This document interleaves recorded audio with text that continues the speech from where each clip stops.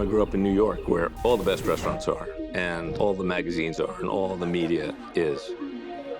I came to Sacramento, and I found out that this is where the food is.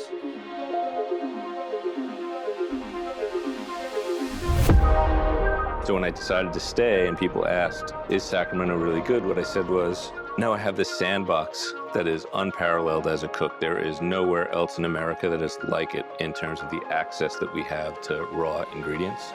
With the 12-month growing season, we can grow pretty much anything. And over the last 10 years, as customer support has grown and the numbers of restaurants have grown, the food in Sacramento has only gotten better. In the past 5 or so years, we have noticed a fine dining culture emerging in places you wouldn't traditionally expect. Instead of big cities laying claim to the best, the brightest, the newest restaurants, smaller cities all over the US and even the world are starting to get noticed for their quality and innovation. These smaller sized cities, like Sacramento, have very dedicated farmers connected with dedicated restaurateurs and are building the path to the future. Here in Sacramento, the community of chefs is, unlike many cities, very tight and very closely knit. Chefs have started to come into town to make their own mark. Chefs have come back to town to make their own mark. Chefs who are already here are changing how they make their mark. And it's all centered around the farmers.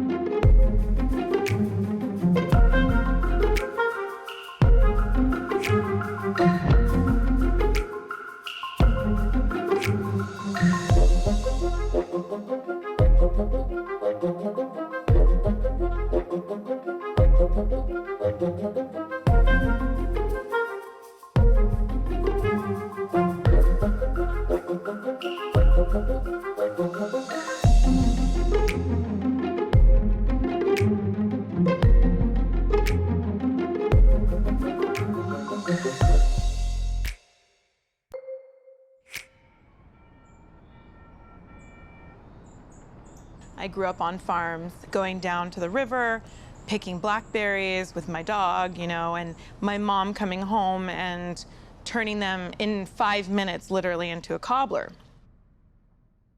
I started making my menu based off of the farms, what the farms had. It took a few years, but we went from using about 12 different fruit purees from Europe, and I use 0 now.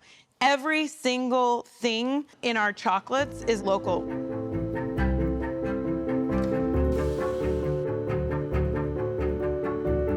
One of the most popular bonbons is our olive oil sea salt bonbon.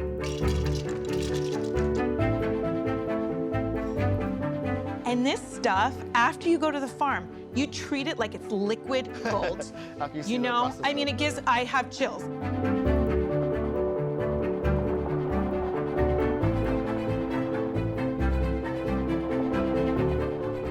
Hey, Ginger, how are you? Good, Mike, how are you? Good, long time no see. Great to see you. Is Diane here? She is, come on in, yeah. I remember meeting Diane at the Davis Farmers Market.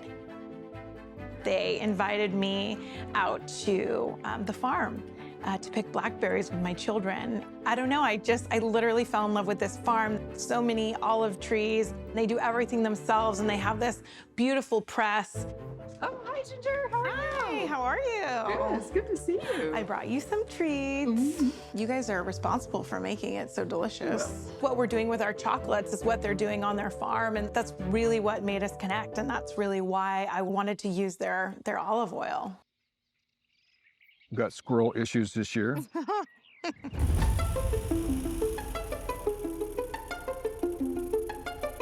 I've been farming at this location since 1986, and now we have around 1,700 trees in somewhere around 20 varieties. My harvesting technology is basically the technology from 5,000 years ago. I spread nets on the ground, and I pulled off the low-hanging fruit with my hands, and then I whacked the rest of it with big fiberglass sticks, and I I'm not hitting the fruit, okay? I'm hitting a branch. So the fruit's actually landing fairly gently in this net. If you give the trees lots of water, they're completely happy, they're gonna make bland oil. They need to suffer. I don't give them as much water as they want. And the trees respond to that by making lots of secondary compounds, which are actually the flavor compounds of the oil.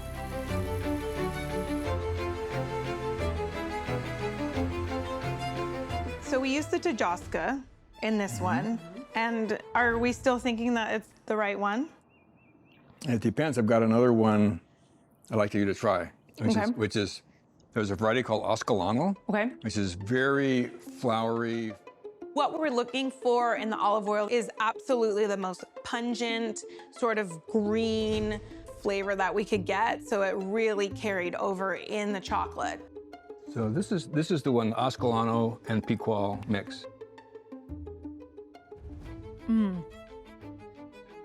I want to dive in a pool of that. I just think chocolate is the most beautiful thing, and when you have 24 different bonbons lined up, using the best ingredients you can find, it's a beautiful picture.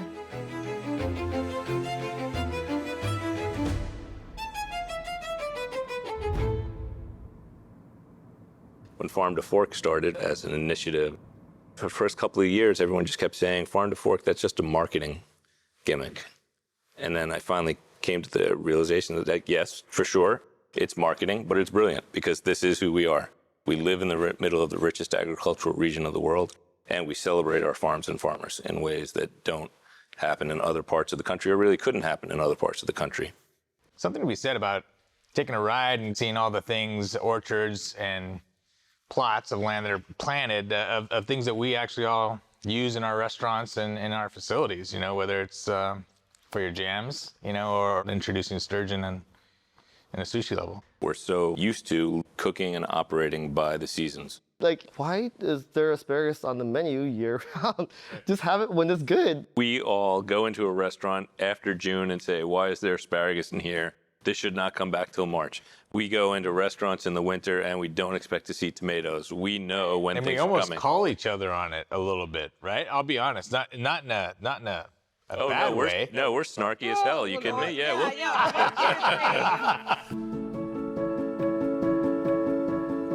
I never think of it really as a farm to fork movement. It's so much more than that. When Chez Panisse began, we really learned that the restaurant's whole reputation depended on the goodness of the ingredients. That our cooking was a little thing at the end. 45, but you know, 440. Okay, thank you very much. Cool. Appreciate it. Yep. It's a nice peppery bite. It's going to make a good salad with the beets. Hi, how are you? And that's how we ended up at the doorsteps of local farmers and ranchers because they were growing food for flavor. They were picking it when it was ripe and bringing it to us immediately. I think the first farm I went to was Michael Bosworth. He came to the restaurant one day. He was like, hey, I got this rice company, drop off some samples, you know. The first thing I asked was like, well, how much is it? And he told me the price. I was like, what? Why am I gonna pay that much for the rice, you know? And then he invited me out to go to the farm. And just seeing the whole process and seeing the labor into it, right after that, I was like, sign me up, you know. I could see the love that goes into it. I just want to say that the most important thing we can do is show that we don't haggle farmers. It's ridiculous. It's sickening. They work very hard. Why am I gonna argue over a few cents, 10 cents, $1 per pound for something? Because it's all business. Everybody needs to earn the living, from the middleman to the fisherman to everybody to the delivery driver. Like, pay what it's worth, you know, and give me the best stuff possible. I'm not gonna haggle you for the price. We have to stop that cycle.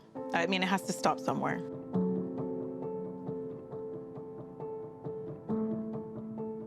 When I got started in the mid-'70s, there just wasn't the awareness, the connection between farmers and restaurateurs and consumers. There were very few, if any, farmers markets. There were no CSAs.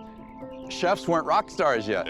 And therefore, as a vegetable crop farmer, as a truck farmer, I failed miserably 3 or 4 times and finally said, I want a crop, 1 harvest a year, less perishability, something that I had more control over, walnuts. Walnuts. The name McNamara is familiar because of the fact that my father was asked by President Kennedy in 1960 to be the Secretary of Defense. And I think probably being part of the 60s generation, I was a back-to-the-lander. French cuisine really enjoys walnut meat at this point, which, let's try it. I find it a little bitter. Very bitter. Very bitter. Yeah. I spent 2 years on the road, hitchhiking all the way to Patagonia into Chile. And it was really on that journey that I found agriculture. Come look at this. We have the Northern California black walnut. It's very hard to break open, it takes a hammer. The meat is rather bitter. The English has that lovely taste. But the English, if I were just to plant it in the ground, there are diseases naturally occurring in the soil that would kill this tree. The black is resistant to it. So at 1 year old, when the tree is the thickness of my finger, we cut it and we graft on a 6-inch piece of this English. And within a year, it's a solid tree. And the beauty is that everything that we enjoy, that glass of wine, that lovely plum, peach, everything is grafted because the varieties that we enjoy are not necessarily soil resistant to soil-borne diseases. We're coming up on our 40th harvest and so excited to be growing such a bountiful, nutritious crop as the walnut. It's laden with omega-3 fatty acids, antioxidants. And they taste good. They taste right? good. And you can use them in all sorts of ways, right? Granola in the morning and in pastas and for pestos. And nocino, walnut liqueur from your walnuts. Oh my goodness. We pick them on the end of May and then we age it. And wow, now, 3 years later, it smells beautiful, right? That's got quite a kick. Yeah, it's pretty good. So when do you enjoy it? For what occasions? I enjoy giving it to people like you who say, whoa, that's strong. We are one of the most important regions in the world for food production. The 400 crops that we grow in California, not just the one that I grow.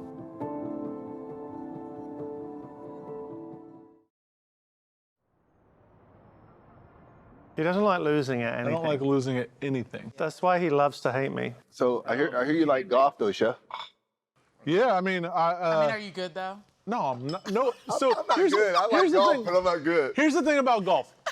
No one's ever as good as they want to be. Yeah. That's true. Right? Tiger Woods will throw his club after hitting a drive that I would be like over the moon about. And you're only as good as however much you play. So I don't play very much. No do I. But what I like about it is I like the fact that it's me against the course. I like the fact that sometimes it's me against you. And I like the fact that sometimes there's some talking that might happen along with that. But do you agree Those are that the things. golf is a personal game? You're not, you're 100%. not playing against anybody else. You're Nobody to playing blame against but yourself. Wow, there's a lot of birds on the green. I think it's time for birdie. Smart people goes to bunker. That's about 250, 60. Yeah. But I'm not smart, so I always go over that tree. Oh. Yeah, this is like a restaurant, you know, ups and downs. Yep. Woo, that's a golf shot. All right, I like the challenge. If you asked me 10 years ago if I was ever going to open my own restaurant, I would have said no. But, you know, now I love the entrepreneurial business owner side of it just as much as I love the cooking side. Yeah! Woo! There we go. There you go. Push. What about you? You've opened what, like 40 restaurants? So. My goal is 50, but not there yet. Yeah. But yeah, I mean, first restaurant was the hardest one for us. Hard. And having a second was nightmare. But after third, fourth, it'll get easier because I find smarter people, better people around me. Yeah. So they say, they don't need me. Go out and play golf. So that's why I play golf a lot. It's working. Oh, you want to take a mulligan? You get one mulligan. I'll drop up there. I'll drop at the red steak. Are you sure? Yeah. Okay. I'll play by the rules. I like the rules. Okay. I don't. So you guys got good food, so. The smart people around me holding me accountable to make it, that's exactly what it takes. Wow, what a clutch. I know. Now we both got to come in and eat at each other's places. Yes. I thought I had it. Double or nothing. That was stupid mood of me. When I was coming up, the line cooks that I worked alongside of are a lot of the chefs in town now. And I remember, kind of a mass exodus at one point. I've searched out other opportunities and other places to be able to grow. And so I moved on to Cleveland and then the Napa Valley, work at Solage and Soul Bar. Cleveland was a pretty big departure from California.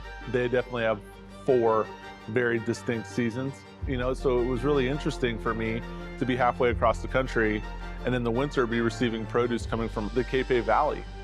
Well, I think what's different about Sacramento as opposed to 10 years ago is a lot of the entrepreneurial energy from a lot of the, up and coming chefs opening their own businesses, and they're taking risks and they're taking chances.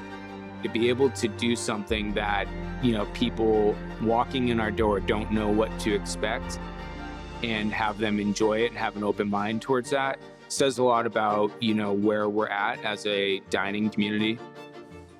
Cannon was barely 2 years old, and here comes the Michelin Guide again. And we were obviously over the moon to be recognized in the guide with a Bib Gourmand, but I think we still get to run things our way and apply that pressure to ourselves and to our staff. So what's the deal? I heard you guys y'all got history together. Yeah. Brad Checky? Yeah. So yeah, Oliver Ridgway. Yeah, we have a unique relationship. Well, he came to Sacramento. I was out for the same job as him. This British guy had a totally different style. He's big-headed, he's a know-it-all, and he'll stand by it. He got the job at the Citizen. We became super close friends and still are to this day. God, he texted me earlier on, actually. Apparently I promised to do an event with him on Saturday, but I'm doing brunch here. I forget what he called me. I'll give you a word. Scumbag. From my perspective, Sac at the time, just for me, felt like it was trying to be something. But there was this restaurant, Grange, and the Citizen Hotel that were kind of this pinnacle of downtown. I interviewed there and got hired and walked into a kitchen that the food that was coming out was great. The ingredients, sourcing, the technique, and you had this raw talent. And this young man here was kind of running the show, and they wanted someone to bring some kind of maturity. Maturity is the right word, I think. Yeah. But, I think what I've always loved about Grange, and we've all cooked here, right, that it's not a place that a signature dish has ever stayed. It's just been a place of creation where we've all kind of put our own spin on it, whatever's the best availability locally or what have you. So you end up with super inspired dishes that... Yeah, I mean, I think the cool thing about this restaurant is that it allows you to be whoever you want to be. In a normal hotel, to go to your management team on the front of the house and be like, we're printing new menus today, that doesn't happen. Doesn't happen. Doesn't happen. But here it happens every day. So you don't find hotel restaurants like this anywhere. From the outside, people don't quite understand the magnitude. This building has a bigger December than a lot of restaurants have in an entire year. Yeah. And that's no joke. To wrap your head around that, to chef that, you're doing something that's just making you grow exponentially as a chef. I don't get the job at Soul Bar without Grange on my resume. Yeah. I don't get the job in Cleveland. My first executive chef job ever. I don't get that without this on my resume. I don't get to open up my own restaurant with a handful of investors without the proof of concept of me doing what I did here and what I achieved and turn my life around because of what Grange did to me. There we go. First carrot harvest of the Damn, look season. at those. Yeah, they're about ready. Pull the mud away, but it's not gonna kill me. It's organic. Nothing in there that's gonna hurt you. Yeah, don't panic, it's organic. Yeah, that's straight up candy. There's something special about going to a farm and ripping something out the ground and putting it straight in your mouth, as nature intended it to be. It definitely gives you a gauge on how fresh food should be when it gets to your kitchen. I think we've all worked in environments aren't so close to agriculture and you get a box of produce that is just not up to par. You don't know when it was picked, what it was supposed to be like, but now in Sacramento, your expectation on what you're receiving before you cook it becomes a lot higher. I don't think people understand how much power they have over the food system. And just saying like, we want our diet to focus on the best seasonal local stuff. Yeah. And if they're demanding that and paying for that, then you're delivering that through your restaurant, we're delivering that through our farmers markets, through our CSA. You know, that's what really creates a healthy, vibrant, local food system.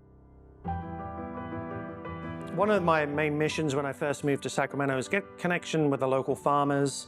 Went out to the Cape Valley, which is Thaddeus's farm, and I really enjoyed his sort of young entrepreneur approach to modern farming, really. I took for granted like this base knowledge of how the seasons work and how to farm with it. And, you know, when to plant tomatoes, what varieties to plant for this area, when do you grow fennel and chard and kale and all that stuff. And I look at my kids and I look forward to, to teaching them like, hey, this is how, our family takes care of the land, and these are the crops that we can grow, and when we grow them, there's a lot of tribal knowledge that needs to be passed on. And we need to talk more about all of the people that work on farms and all of those families that devote, their lives and work really hard to get us good quality food that's, not super expensive. And it's a luxury that I don't think we talk enough about. Absolutely. I've cooked in London, Sydney, New York, New Orleans, and Sacramento. There's just nothing like it. Today, customers and foodies are more aware and sensitive to the notion of quality and origin of the products they consume. We do recognize the city of Sacramento, and we are looking forward to observing its evolution.